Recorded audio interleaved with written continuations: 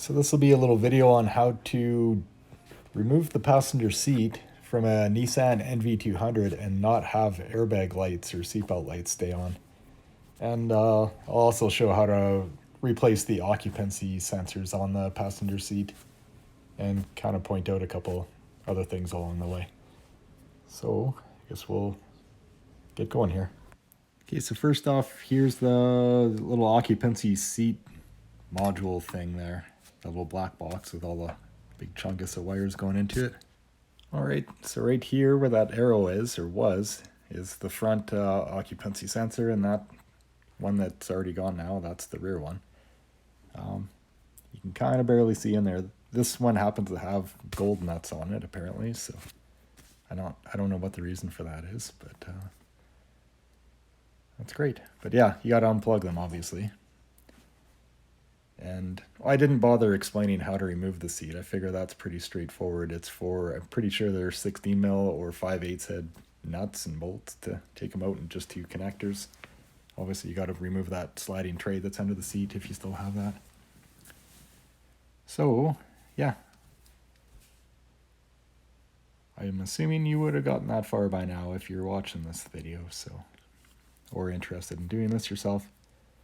So yeah, unplug the sensors, flip the seat on its side, and I had to get a deep 14 mil socket in there.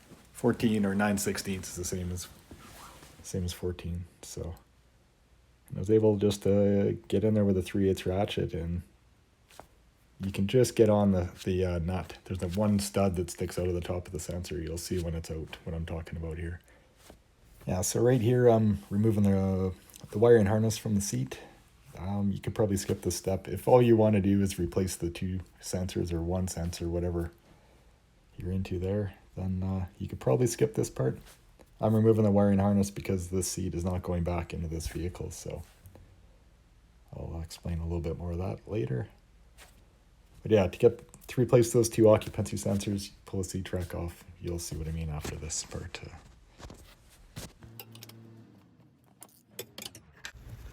I don't know what the torque specs are or what those nuts are torqued to, but they're a little snug and a little tricky to get out in a really tight spot like that. But just, I don't know, just be prepared. They're not left-handed thread or anything.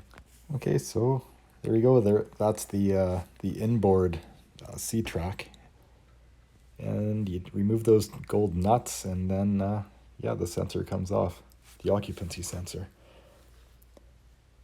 And yeah, if you are deleting your passenger seat, you need those sensors. You have to take them off the track and plug them back into the wiring harness, which is what I'm going to be doing.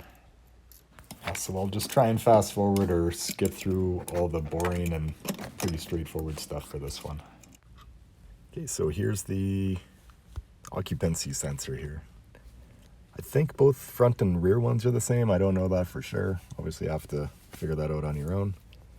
But yeah, there's not much to it, and there are 3 pins on the connector, so yeah, I couldn't figure out how to bypass them. I didn't spend a lot of time, but yeah, so at this point, if all you're doing is replacing those sensors, it's pretty straightforward from here. But I'm not, so I will keep going with what I'm doing here. Okay, so the next thing I do is just unclip the wiring harness from the seat. It's pretty straightforward. I'll skip most of this stuff here. And there's the occupancy sensor module, at least that's what I call it. It's held in place by 2 Phillips screws. You can get in there relatively easy. There's not much to that. So, and then I just throw the screws back in the holes, just because, well, it's a good habit to get into, and I might be putting the seat back in down the road, so now I don't have to hunt for screws later. Okay, so I skipped ahead a bunch of stuff here. Basically, all you didn't see was unplugging the airbag, which is that yellow connector, and out of screen here is where the seatbelt, the buckle connects to. Other than that, just unclip everything and the harness comes right. Okay, so then the next step is move back inside the van and take that wiring harness that I just removed from the seat, and I plug the white connector in. The white connector goes, well, along the harness to the occupancy sensor module and the 2 sensors. That's all that's used there. No need to plug that yellow plug in. Yeah, and I can't remember the exact resistance or the proper whichever resistor it is that I used here. I'll have to go back and look that up, and I'll put it in the description or in the comments or something if anyone really needs to know that.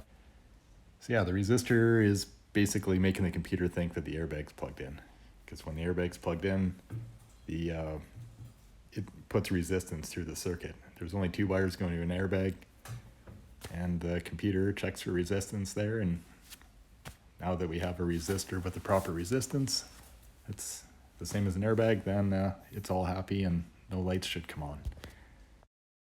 The airbag light's on here because, well, I ran it a few times when I had the seat removed. Nothing was plugged into those connectors under where the passenger seat goes, so that's why the light's on. I gotta clear it with a scan tool, then make it all happy again. Okay, so I cleared the codes. The airbag computer's happy. Everything's fine. No lights on the dash. Everything worked out. This one worked out better than some do. Some are kind of a pain. The seat sensors act up. You got to put some pressure on them, and